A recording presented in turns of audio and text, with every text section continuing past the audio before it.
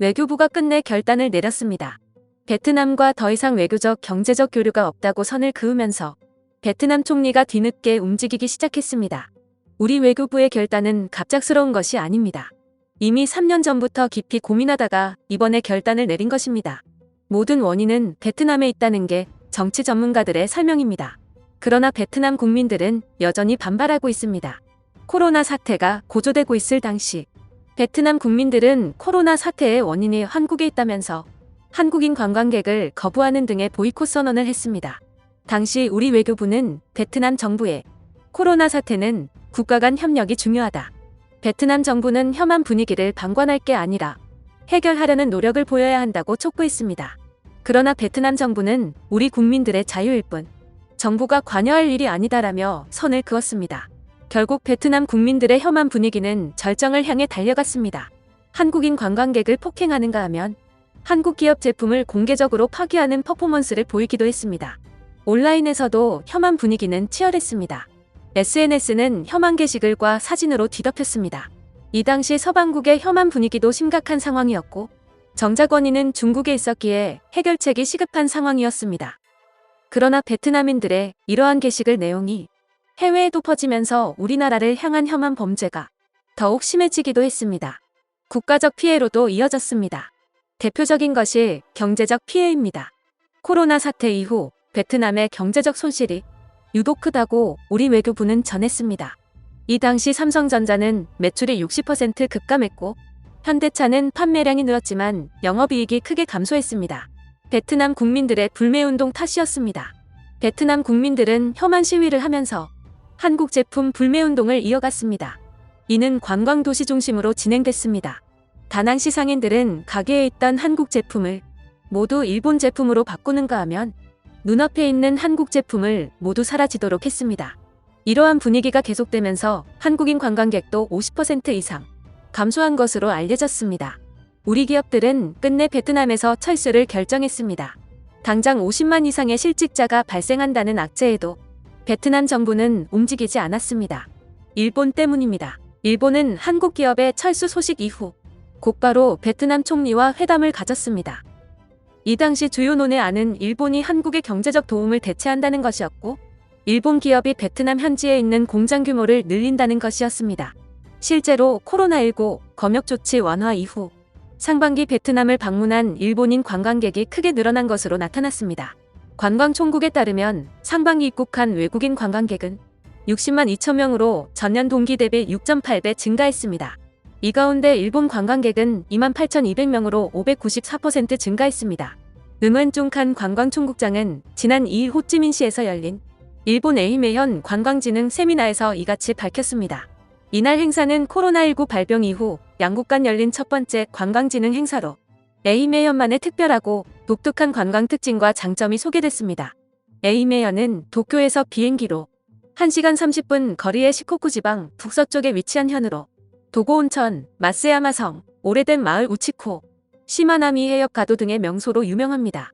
일본과의 결속을 다지는 취지의 내용이 줄을 이뤘다는 겁니다.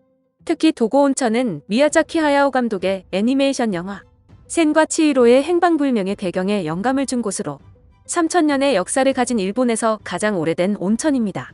에이메현을 방문하는 사람들은 계절마다 즐기는 40종의 감귤, 나메토 코계국의 단풍, 겨울 스키, 시마나미 카이도에 자전거 트레킹과 같은 흥미로운 경험을 할 수 있습니다.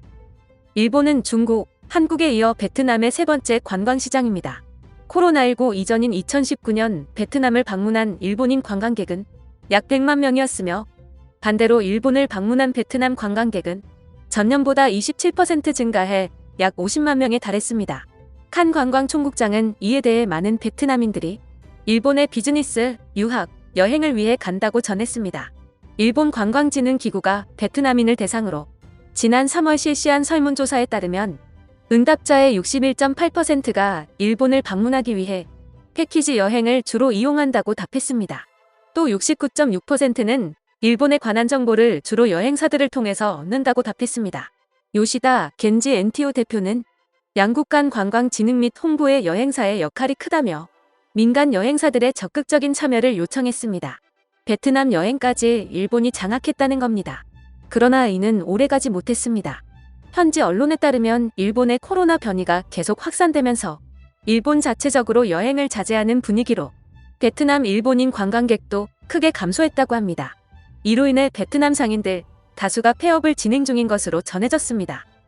이 때문에 다낭시는 도시 부도 위기를 선언하면서 다시금 한국인 관광객을 유치하기 시작했습니다. 그런 베트남 정부가 뾰족한 해결책을 내놓지 않고 여전히 일본 정부만 있으면 된다는 착각을 하자 결국 시위까지 번지기 시작했습니다. 한국 기업과 정부는 일본이 베트남에 침투하면서 더 이상 베트남에 투자할 가치, 그리고 외교적 파트너로서의 가치가 없다고 판단했습니다. 한국 기업들의 철수에 이어 우리 외교부는 베트남 정부와 단교를 선언했습니다. 외교부 관계자는 베트남 정부와의 교류가 중단되는 것이 매우 안타깝다. 우리 정부는 그러나 베트남 이외의 동남아 국가와 오래전부터 접촉해왔고 우리 기업들의 동남아 분산 투자도 가시화되고 있어서 오히려 훨씬 큰 이익이 될 예정이다. 경제적 이익은 수조원 규모 이상이 될 것이라고 밝혔습니다. 뒤늦게 위기를 직감한 베트남 총리는 한국의 긴급회담을 요청했습니다. 일종의 SOS인 셈입니다. 최근 베트남 정부를 향한 불만이 고조되면서 베트남 국민들은 총리 탄핵 시위를 하기 시작했습니다. 베트남 총리는 이를 보고 뒤늦게 위기를 직감했고 이제서야 한국의 손을 내밀기 시작했다는 겁니다. 베트남 정부는 한국의 경제적 도움은 우리 베트남이 일어설 수 있도록 도와주었다. 한국만큼 중요한 파트너는 지금까지도 앞으로도 없을 것이다. 대화를 하고 싶다는 입장이었습니다. 그러나 우리 외교부는 베트남과 더 이상 볼 일 없다는 입장을 밝혔습니다. 우리 정부는 지금까지 베트남과의 교류로 우리 기업들이 큰 스트레스를 받았다. 경제적 손실이 국가적 손실로 이어졌기 때문에 우리 정부는 더욱 안전한 파트너를 찾을 필요가 있었다. 이미 좋은 파트너를 찾았기 때문에 베트남 정부와 볼 일은 더 이상 없을 것이라고 선을 그었습니다. 베트남 정부는 초비상 사태가 된 것입니다. 한국의 경제 지원이 지극히 낮아지면서 베트남은 대규모 실직자가 발생했고 지역 경제도 더 이상 활성화가 어려운 상황입니다. 지방도시 부도가 진행되면서 중앙정부의 국고까지 바닥나기 시작하면서 IMF마저 경고를 하고 있는 상황입니다.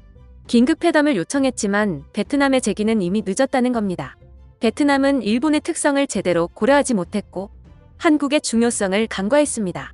베트남 현지 경제 전문가는 아무리 공산국가라고 하지만 이번 세태는 국민들의 심판을 면하지 못할 것이라고 말했습니다. 또 다른 전문가는 한국의 의존도를 낮출 필요는 있었지만 그렇다고 완전히 한국을 등 돌릴 수는 없다. 한국이 베트남을 외면하는 순간 국가부도로 이어진다는 것을 정부가 모를 리 없다며 일본과 손을 잡겠다는 것은 큰 오판이다. 경제 식민지가 되고 싶다는 메시지로밖에 안 보인다고 일침했습니다. BBC 등 외신들도 베트남의 오판을 비판했습니다. 현지 언론들은 베트남은 한국뿐 아니라 유럽 경제 파트너도 잃은 꼴이다며 베트남은 스스로가 리스크라고 증명한 것이다. 이런 수준 낮은 판단이 계속되는 나라에 더 이상 투자하고 싶은 나라는 없을 것이라고 보도했습니다. 우리 기업들은 베트남 이외의 동남아 국가와 이미 손을 잡았습니다. 삼성전자는 베트남 현지 스마트폰 생산 비율을 크게 줄이고 중국과 유럽 그리고 한국의 생산 비중을 늘릴 것이라고 밝혔습니다. 이미 삼성은 베트남 의존도를 줄일 준비가 완료된 상태라는 겁니다. 현대차는 말레이시아와 인도네시아 공장을 강화하겠다고 밝혔습니다. 베트남 국민들의 국민성과 정부의 오판이 결국 제 발등을 찍은 것이라는 걸 한국이 증명했습니다. 베트남은 뒤늦게 정신을 차리려고 노력하고 있지만 이미 많이 늦은 걸로 보입니다. 제가 준비한 소식은 여기까지입니다. 구독, 좋아요 부탁드립니다. 감사합니다.